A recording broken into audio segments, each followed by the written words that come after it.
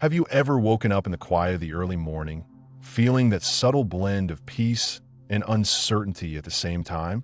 First, imagine that there's a particular moment, somewhere around the age of 60 or beyond, where you begin to sense that life is shifting in ways you never quite expected. Your children might be grown, bustling around with their own families. Your career might be winding down, or maybe you're fully retired. Longtime friends might have moved away or grown distant. And even if you have a wonderful family, you can't help but realize that leaning entirely on your relatives isn't always enough to sustain every aspect of your well-being. That realization can feel both freeing and jarring. You think to yourself, who's truly in my corner for the long run? Now, let's dive into a perspective that might surprise you. There are 6 critical pillars of support after 60 that can prove more crucial than familial bonds. It's not that family doesn't matter, of course it does. But to live fully, to embrace independence and well-being, you need a broader foundation. In this scenario, we'll explore these 6 pillars in depth. By the time we're done, you may find yourself feeling less dependent on the hope that children or grandchildren can fill every gap in your life, and more empowered to build a future that is stable, fulfilling, and distinctly yours. Imagine sitting in your living room on a sunny afternoon. You're sipping tea, gazing out the window, and reflecting on how life used to be. Memories drift by, raising kids, managing a busy schedule, forging a strong career, or dedicating years to a craft. Now the house is a little quieter. You can hear the hum of the fridge, the distant roar of traffic outside, and you find yourself asking, who do I rely on now, day to day? Am I prepared if something happens physically, emotionally, or financially? Moving on, this scenario plays out in countless homes across America. Many older adults assume their kids or nieces and nephews will step in when things get tough. But as much as they might care, those relatives usually have their own overwhelming responsibilities. So how do you ensure you're not left waiting for phone calls that may never come, or living a life overshadowed by worry that you might someday become a burden?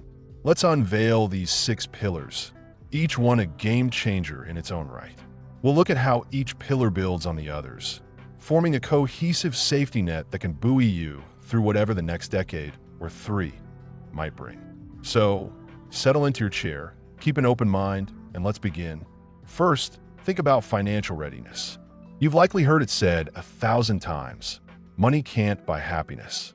True enough, but after 60, there's an underlying reality. Money can buy choices. And choices lead to a sense of control, which fosters dignity and peace of mind. If you're financially secure, you get to decide where you live, maybe in a smaller condo, or in the home you've known for years, how you spend your leisure time, and what kind of care you receive if health issues crop up. Family members, however loving, can't always bridge the gap if you're facing financial shortfalls. Even if they want to help, they might have mortgages, children's college funds, or their own retirement to consider. Financial readiness stands as a protective wall between you and a life of unwanted compromises. Next, ensuring you're financially ready might start with a brutally honest assessment of your assets, liabilities, and monthly expenses. Do you have a reliable source of income, like a pension, Social Security, or part-time consulting? Do you have a nest egg that can be tapped for emergencies? One overlooked option is downsizing your living space. A big house that once housed a family of 5 might be expensive to maintain. By downsizing, you could free up equity, reduce property taxes, and slash utility bills. Another angle is to examine your expenses. Are you paying for subscriptions you barely use? Could you refinance a lingering mortgage at better rates?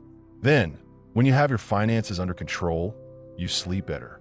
You don't second-guess small purchases. You don't panic when a car needs repairs. More importantly, you won't need to rely heavily on your children's resources. You maintain your autonomy. For many older adults, autonomy is the key to a fulfilling, confident life. Consider Jim, who's 67. After a lifetime of labor-intensive work, he's saved modestly. He initially planned on leaning on his kids for extra support. Then he had a wake-up call. One of his kids was going through a job loss. Another was swamped with medical bills. Suddenly, Jim realized he needed a plan B that didn't revolve around them. He began consulting part-time in his old field, working from home a few hours a day, and used that extra income to bolster his emergency fund. Now, he's no longer worried if the water heater breaks. He can handle it. Financial readiness can't solve every problem, but it smooths out the path. It's the first powerful pillar that, ironically, might bring you closer to your family because you're not relying on them for financial bailouts. Now, consider health and well-being. You might have terrific genes that kept you spry up to now, or maybe you've struggled with health issues for decades. Either way, your everyday choices, diet, exercise, preventive checkups, matter immensely. After 60, even small changes in your lifestyle can yield significant benefits. A short daily walk, a shift toward less processed food, a commitment to regular screenings. These efforts pay off more than you might think. Then, a frequent misconception is, I'm older, so it's normal to feel unwell.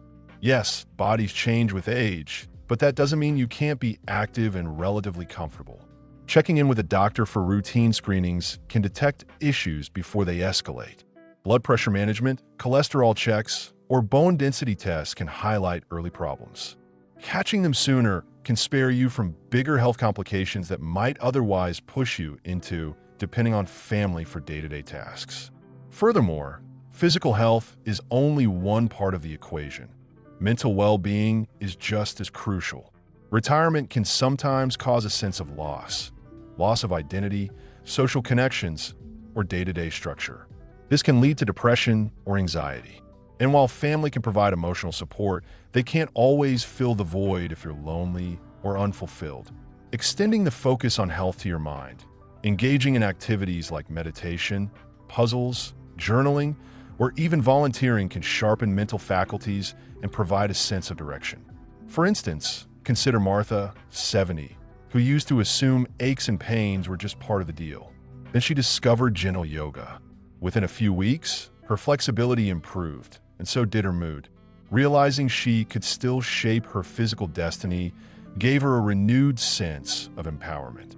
Now she's the one encouraging her adult daughter to join her yoga classes. By committing to health and well-being, you're far less likely to become dependent on a daughter or son for rides to the doctor or help with housekeeping. Your body remains agile, your spirits high, and your sense of independence strong. Next, let's talk about the importance of a widening social network. It's easy to assume that, after 60, your social circle just shrinks. Some friends move away, others pass on, and you might not have colleagues around after retiring. But if you let your social world close in, you risk isolation, a hidden epidemic among seniors. A robust social network can do wonders for your mental and emotional health, often more effectively than any single family member can manage. For some, it's a local walking group that meets on weekday mornings. For others, it might be a quilting club, a reading circle, or even an online discussion forum about genealogy or classic cars. The key is consistent, meaningful contact with people who share some of your interests, challenges, or humor. It's these interactions that keep your mind engaged, your spirits lifted. Then, consider that family might feel obligated to check in, and you love them for it. But friends choose to spend time with you, and you with them. That reciprocity can be refreshing. You're not defined by familial roles in these social settings. You're simply yourself, sharing stories, planning outings, and savoring the sense of belonging. Look at Sam, 72, who joined a local photography club. Initially, he was just looking for a hobby, but he ended up meeting a diverse group of men and women who not only shared camera tips, but also became a support system. When Sam had a minor surgery, members of his club brought him meals and visited him, offering conversation and laughter. He didn't need to rely solely on his busy daughter, who lived 200 miles away.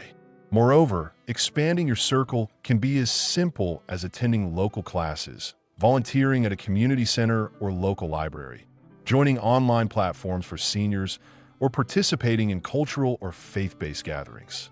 When your social network widens, you realize you're not navigating life alone.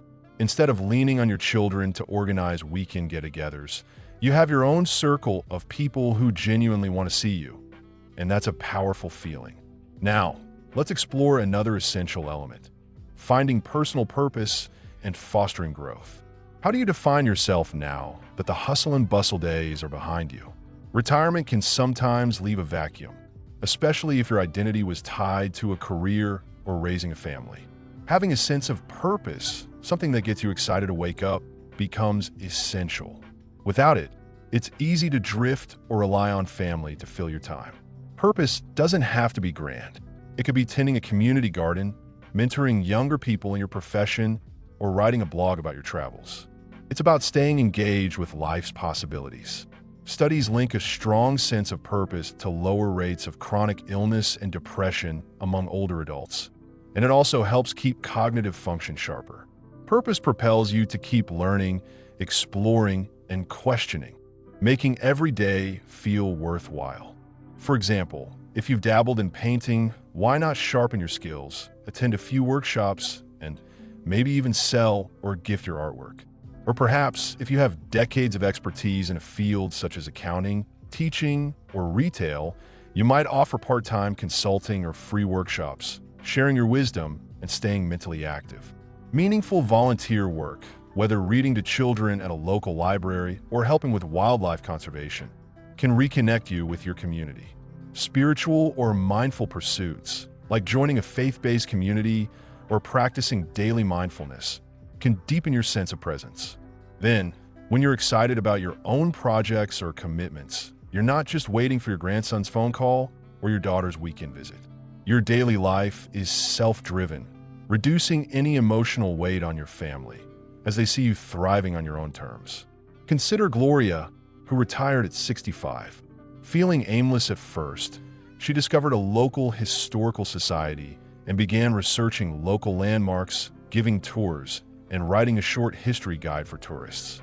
This project ignited a new sense of identity. She's no longer just grandma, but a recognized local historian, earning the respect of her children and community. Moving on, emotional resilience is yet another pillar. It is the ability to bounce back from setbacks, manage stress, and adapt to change, a subtle strength that often goes unnoticed until it's needed most. After 60, life transitions might include the passing of friends or siblings, dealing with health scares, or simply adjusting to new limitations. Without resilience, these hurdles can feel crushing. With it, you can adjust and find new ways to thrive. Families can offer empathy, but they can't always be your sole emotional crutch when facing disappointment. Emotional resilience means learning to process grief, regret, or fear. It might involve cultivating a reflective practice, such as journaling or quiet meditation, so that when problems arise, you can process your feelings without panicking.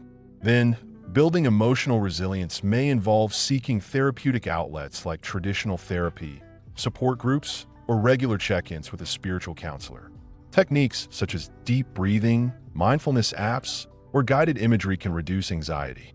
Practicing healthy self-talk, replacing defeatist thoughts with affirmations, and gradually overcoming small challenges can build the confidence needed for bigger obstacles.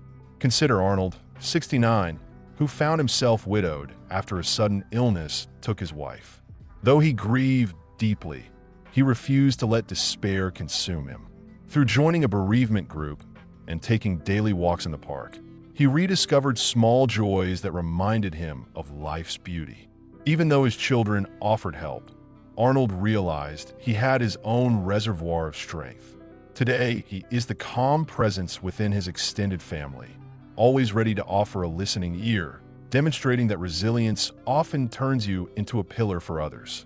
Finally, the last pillar is adaptability and a willingness to evolve. By the time you reach 60, you have a lifetime of experiences, habits, and preferences, and it can be tempting to believe you've got it all figured out. However, the world doesn't stand still simply because you've reached a certain age. Technology evolves, social norms shift, and your own body changes. Being unwilling to adapt risks feelings of irrelevance, being sidelined, or helplessness. Adaptability may involve small adjustments, like learning how to use Zoom to to connect with distant friends, or shifting to a healthier diet if your doctor advises it. Or it might mean significant changes, such as moving to a different city to be closer to better medical facilities or cultural venues. The key is to remain open to rethinking your routines, your environment, and even your perspectives on life. Continuous learning is one way to foster adaptability, whether that's mastering a new language, picking up a new craft, or taking online classes for personal enrichment. This learning not only prepares you for unexpected challenges, but also keeps you engaged with the world. Consider Margaret, 73, who had never touched a smartphone until her local community center offered a beginner's tech class. Initially overwhelmed, she soon learned how to message her grandchildren, order groceries online, and stream exercise videos from home. Her willingness to evolve not only provided practical benefits, but also renewed her sense of belonging in a rapidly changing society. So much so that her adult children now joke that she's more tech-savvy than they are. When you weave these pillars together, financial readiness, health and well-being, a widening social network, personal purpose, emotional resilience, and adaptability, you create a sturdy framework that supports every aspect of your life. Each pillar interacts with the others. Stable finances might enable you to afford gym memberships or healthy foods, which in turn bolster your health, while a strong social network can lead to new hobbies that enhance both emotional resilience and a sense of purpose. Even if one pillar weakens temporarily, the others provide support and balance, ensuring that you are not solely dependent on family. This approach not only safeguards your own well-being, but also eases the strain on family relationships, as interactions become a choice rather than a desperate need. Imagine now waking up in the morning knowing that you're not waiting on a phone call or a financial bailout. Your day might include meeting a friend for coffee, attending a gentle yoga class, or volunteering at a local nonprofit. If a challenge arises, a sudden expense, or a minor health hiccup, you have systems in place, whether that's a small emergency fund, a trusted doctor, or mindfulness exercises to steady your anxiety. That sense of calm, capability, and dignity is priceless. Family remains a cherished part of your life, but they are no longer the sole source of your well-being. Whether they live far away or are caught up in their own busy lives, you have cultivated your own community. This balanced independence often enriches your bond with them because when you do spend time together, it's out of mutual desire, not crisis. To put these ideas into daily practice, start small. Identify one pillar that resonates most with you right now, perhaps exploring a new social club, reworking your budget, or beginning a morning stretch routine, and build on it consistently. Over time, integrate the other pillars gradually. There is no need for a radical overhaul overnight. As you notice each change influencing your mindset and daily comfort, you might find yourself standing a little taller, feeling a bit lighter, and worrying less. It is a process and a profound shift in how you perceive life after 60. There will be hurdles and moments of self-doubt.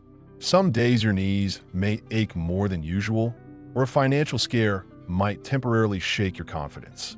Perhaps a close friend moves away, leaving you feeling lonely. These setbacks are normal.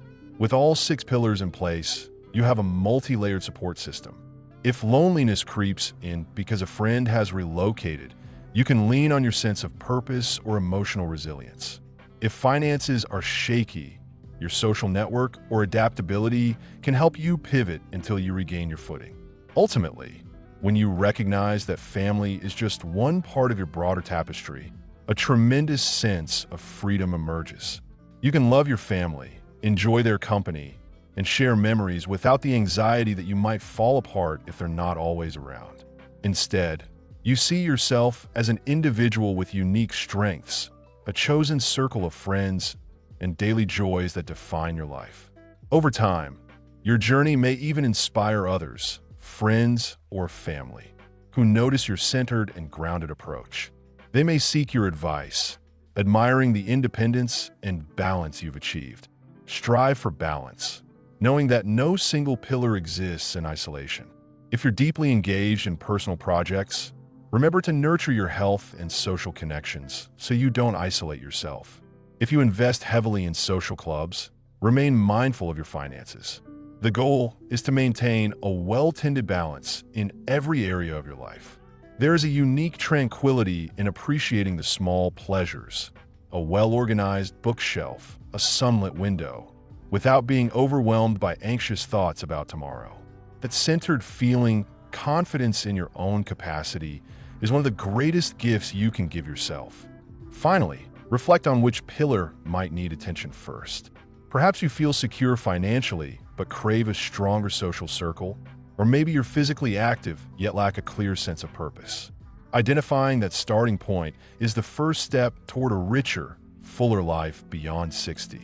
Consider taking immediate action. Join a community class, schedule a financial planning appointment, or start a new hobby. You are the architect of your life's next chapter. Before you go, take a moment to consider your next steps. Which pillar will you work on first? The journey ahead is one of building financial readiness, nurturing your health, expanding your social connections, cultivating personal purpose, strengthening emotional resilience, and embracing adaptability. By building these supports, you can live the coming decades on your own terms, with a life as vibrant and fulfilling as you deserve.